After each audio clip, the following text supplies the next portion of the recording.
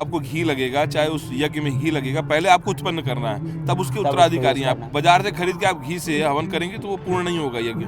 आप राधे सभी भक्तों को हम आज आ गए हैं कुंभ के मेले में। तो हम आज आपको एक बहुत सुंदर और दिव्य संत के पास लेके आने वाले हैं। उन्होंने अपने जीवन काल में बहुत सारे पेड़ लगाए हैं और ये उनकी साइकिल है। इसी साइकिल पे वो मतलब यात्रा करते हैं। वो चारों धाम की यात्रा भी इसी साइकिल पे कर चुके हैं। इसके अंदर भी आप देख सकते हैं, यहाँ पे अभी भी पेड़ लगे हुए हैं और यहाँ पे यही पेड़ों के साथ में इन्हीं महाराज ने हर तरफ यहाँ पे भी पेड़ लगाए हुए हैं। यहाँ पे भी आप देख सकते हैं जलकुंभी का एक छोटा सा तालाब बना हुआ है और यहीं पे भजन भी हो रहा है बहुत शानदार तरीके से। आप भी देख पाएंगे, यहाँ पे आप भजन भी देख पाएंगे, कीर्तन चल रहा है। ये निरंतर कीर्तन है, ये पूरे 12 घंटे से पिछले से निरंतर चले जा रहा है। और आइए आपको महाराज जी से दर्शन करवाते हैं और उनसे मुलाकात करवाते हैं। राधे तो राधे राधे। अभी हम महाकुंभ के मेले में एक और दिव्य संत के पास में आए हुए हैं। तो आइए उनका एक बार परिचय आपको करवाते हैं और कैसा मतलब वास्तविक में महाकुंभ क्या है उनके मुख से आपको ये सारी चीज़ें सुनाते हैं। तो महाराज जी आपका सबसे पहले तो शुभ नाम क्या है? दास का नाम राम बाहुबली दास। राम बाहुबली दास जी। तो प्रभु जी आप मतलब पेड़ वगैरह भी लगाते हैं और बरसाना वृंदावन में भी आपने बहुत ज़्यादा ये इस तरीके की सेवा की है। तो इसका मतलब क्या आपका उद्देश्य क्या है इस सारी चीज़? उद्देश्य राधा रानी का आशीर्वाद जीवन में उतर जाए और राधा रानी के विचार से ये जो प्रकृति की स्वरूप लेके दिखती हैं वो राधा की जैसी मुझे दिखती हैं और वो विष्णु की पत्नी है। ये जो हमारी प्रकृति है वो हमारी श्री विष्णु की अर्धांगिनी है मुझे अपने अनुभव में। और जंगलों में काफ़ी समय यात्रा किया और यात्रा करने के ऐसे ऐसे अनुभव हुए जिससे इस बात को मैं कह रहा हूँ। बाकी हमारी जो राधे रानी जी की कृपा है हमारे जीवन में यही है कि बस इस चोले में ले आ दिया। ये सबसे बड़ी कृपा तो यही है कि मतलब किसी और जीवन में भी जीवन कट सकता था पर इस रूप में कट रहा है तो ये बड़ी कृपा उनकी हुई। मतलब जैसे हमारे गुरुजी कहते थे प्रारब्ध है, पर प्रारब्ध से भी ज़्यादा जो मुझे लगा कि ये पता नहीं ये कोई ऐसा कोई परम सौभाग्य मतलब मेरे जीवन में ऐसा घटित हो गया, नहीं कुछ और जीवन था अपना। और महाराज जी आपके जो सन्यासी जीवन का प्रारंभ किस तरीके से हुआ था? जैसे आप सन्यास कब लिया, कैसे लिया? दास जो है यात्रा कर रहा था, संतों की सेवा में रहता था, संतों की सेवा के आश्रमों में जाता रहता था, गौ सेवा के जहाँ प्रकल्प थे वहाँ भी सेवा करता रहता था। और कभी ऐसा भी लगता नहीं था कि ऐसा कभी ऐसा घटित होगा जो आज इस स्वरूप में है, ऐसा कभी नहीं लगा था। पर सेवा में संतों के साथ काफ़ी समय से जुड़ा हुआ था, संतों के विचारों को सुनना और मार्ग अपना जो है प्रशस्त करना, ये विचार रहता था कि कुछ न कुछ उनके श्रीमुख से कुछ लेना देना रहे अपने जीवन का। तो उसी कड़ी में कहीं यात्रा में तीर्थ के क्षेत्रों में जाना आना रहा। वो तीर्थाटन करते करते एक समय अरुणाचल प्रदेश पहुंच गया, नॉर्थ ईस्ट जो बहुत यहाँ से दूर है, मध्य भारत से काफ़ी दूरी पे है। तो मेरे उस क्षेत्र में जाने पर मेरा मन जो है ना वहाँ के जंगलों में बहुत, मैं जंगल घूमता था ज़्यादा, जंगलों में ज़्यादा मेरा मन होता था जंगल देखने के लिए। तब किसी ने बोला कि आप परशुराम कुंड चले जाओ और वहाँ बहुत सुंदर जंगल भी हैं और एक बाबा जी रहते हैं, उनकी गौशाला है और आप कुछ समय वहाँ पर रहना। तो अपने पहुँच गए, ये सब सुनते सुनाते गुवाहाटी कामाख्या से आगे चले गए।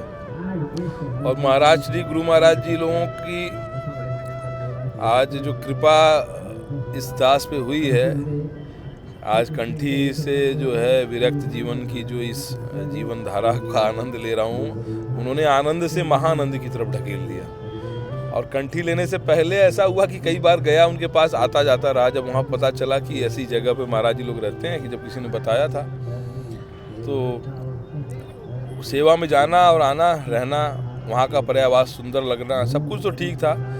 पर ये नहीं सोचा था कि मतलब कंठी लेके फिर वहाँ सेवा में वहीं रत हो जाएंगे, क्योंकि वृंदावन, चित्रकूट, अयोध्या और पथमेड़ा तक की गौशालाओं में सेवा हमने की थी। तो कई जगह रहा था, काशी के घाटों पर भी रहा था मैं। पर वहाँ जाके क्योंकि पूर्व उत्तर में ना बहुत कम साधु संत हैं, तो हमारा जो परशुराम कुंड हमारे गुरु जी का स्थान है, हमारा गुरु स्थान है, वहाँ पे संयोग बस जो है एक दिन एक गाय कट गई और वहाँ जो आदिवासी लोग रहते हैं तो महाराज जी बड़ा दुखी हो गए, रोने लगे हमारे दादा गुरु जी।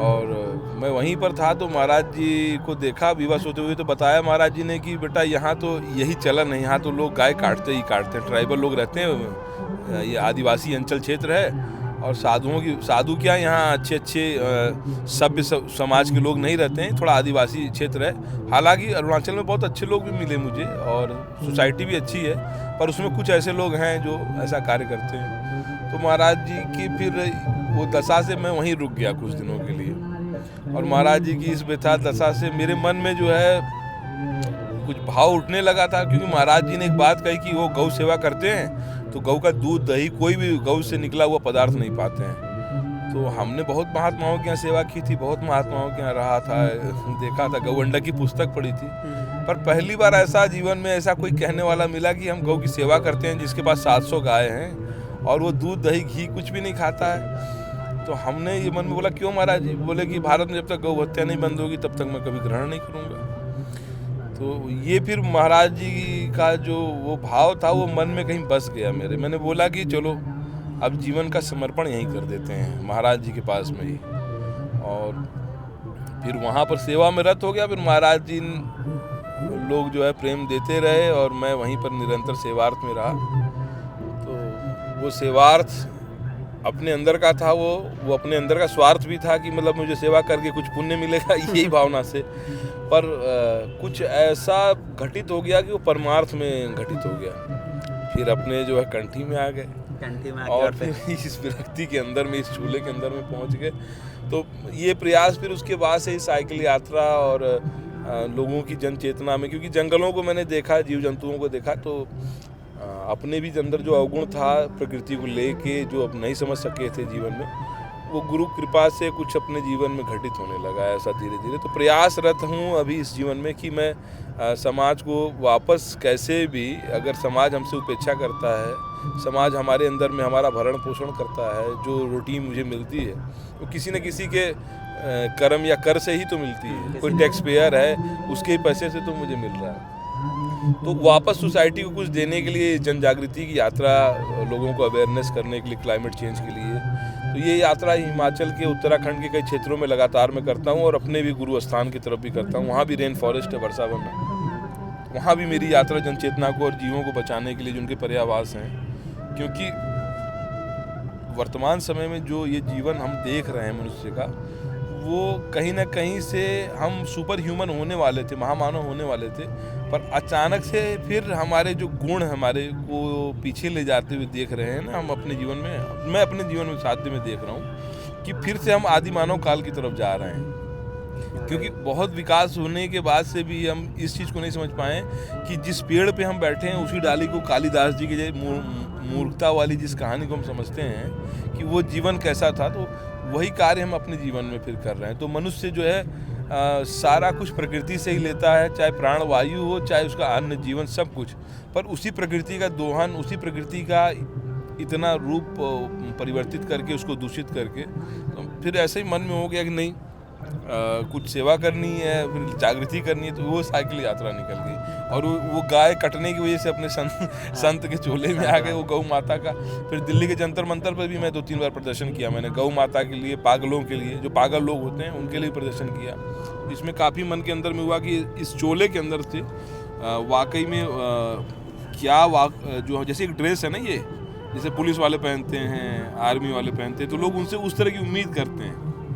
तो संत के कपड़ों से लोग सोचते हैं कि ये परमार्थ करेंगे। संत बड़े स्वार्थी नहीं गाते हैं, हमारे यहाँ गाते हैं कि संत बड़े परमार्थी है। तो परमार्थ क्या करेंगे हम? तो परमार्थ की स्थिति से, मनोस्थिति से हमेशा मन जो है सहज चित्त जो है जागृत अवस्था में रहता है कि नहीं कुछ हमसे गलती ना हो जाए, भूल के भी भूल ना हो जाए, क्योंकि लोग देख रहे हैं ना इस वर्दी को कोई ठेस ना लग जाए, तो इस प्रयास में रहते हैं। और बाकी नाम जाप सिमरन गुरु जी ने जो दिया वो तो बहुत कम कर पाते हैं, पर अब जो ये जो सेवा है, ये पेड़ पौधे लगाने और जगाने की, तो मैं उसमें बरगद पीपल पाकड़ लगाता हूँ। इसमें आप बहुत अच्छा साक्षात्कार मुझसे मेरे अंतरात्मा की बात पूछ रहे हैं।